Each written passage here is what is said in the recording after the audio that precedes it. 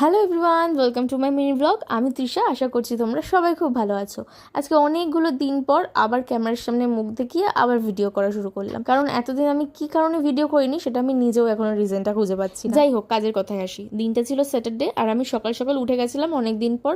আর উঠেই দেখলাম এত সুন্দর রোদ উঠেছে, আর অনেক দিন ধরে তো শুধু বৃষ্টি দেখে যাচ্ছি। আজকে সকালেও ঘুম থেকে উঠে রোদটা দেখে একটু মনটা ফুরফুরে হলো। আমার ঘুম থেকে ওঠার কারণ পড়াতে যাব। পড়াতে গেছিলাম, পড়িয়ে টড়িয়ে দিদার বাড়ি এসে দিদা অলরেডি আমার জন্য একটু ম্যাগি করে রেখেছিল, সেটাই ব্রেকফাস্টে করে বাড়ি এসে একদম স্নান করে রেডি হয়ে নিচ্ছিলাম। এবার যাব আমি ড্রয়িং ক্লাস করাতে। আমি বেসিক্যালি ড্রয়িংটা সবার বাড়িতে বাড়িতে গিয়ে শেখাই, কোনো রকম পার্সোনালি আমার বাড়িতে বা কোনো জায়গা আমি করিনি যেখানে আমি শেখাবো বলে। কিন্তু এবার ভেবেছি যে সানডে করে আমার বাড়িতে বিকেল 4টে থেকে 6টা আমি ড্রয়িং ক্লাস করাবো। যারা যারা আমার সাথে যোগাযোগ করতে চাও ড্রয়িং শেখার জন্য, পিন কমেন্টে আমার নাম্বার দেওয়া আছে, তোমরা এই নাম্বারে যোগাযোগ করে নিতে পারো। আর যারা যারা বাড়িতেও পার্সোনালি শিখতে চাও তারাও কন্ট্যাক্ট করতে পারো, কারণ আমি বাড়িতে এবং নিজের বাড়িতেও ক্লাস করিয়ে থাকি। তোমাদের সাথে কথা বলতে বলতে আমি রেডি হয়ে ক্লাস করাতে বেরিয়ে পড়লাম। আমি ফার্স্ট যে স্টুডেন্টকে ক্লাস করাতে গেলাম সে দেখলাম বাড়িতেই নেই। তো কি করা যাবে, সেই স্টুডেন্টের বাড়ির ওপরেই থাকে শুভরা, তাই জন্য শুভর ঘরে গিয়েছিলাম এই পুচকিগুলোর সাথে দেখা করতে। আর এই দুটো পুচকি কিন্তু আলাদা আলাদা, ওরা কিন্তু জমজ, একজন ছেলে একজন মেয়ে। একজনের নাম লিও,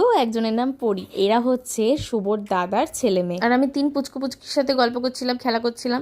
তারপরে শুভ কাছ থেকে বাড়ি এসে আমাকে ক্লাসে ছাড়তে গেল। দুটো থেকে আমার আর একটা ক্লাস করানো ছিল, সেই ক্লাসটা কমপ্লিট করে আমি বাড়ি যাব খেতে। আর এই ভাই আর দিদির আজকে আমার কাছে ফার্স্ট ক্লাস করা।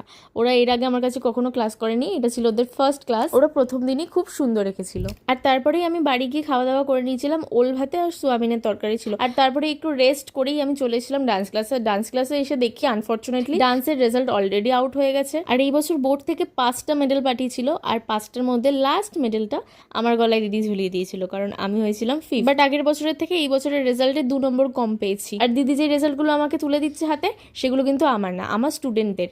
ওরাও এই বছর ড্রয়িংয়ে বসেছিল আর ওদের রেজাল্টও ভীষণ ভালো হয়েছিল। সত্যি কথা বলতে ওদের হাতে ধরে একটু একটু করে শেখাতে পেরেছি, আর ওদের রেজাল্ট যে এত ভালো হয়েছে সেটা আমার কাছে খুবই প্রাউড মোমেন্ট। আর আমি টিচার হিসাবে খুবই খুশি হয়েছি। আর তারপরে বাড়িতে এসে দেখি যে হাইপেনের এই 2টো সিরাম চলে এসেছে, আর আমি বিশাল এক্সাইটেড হয়ে গেছিলাম দুটো দেখে, কারণ আমি অনেক দিন ধরে উইশ লিস্ট করে রেখেছিলাম যে ওটাকে আমি কিনবো।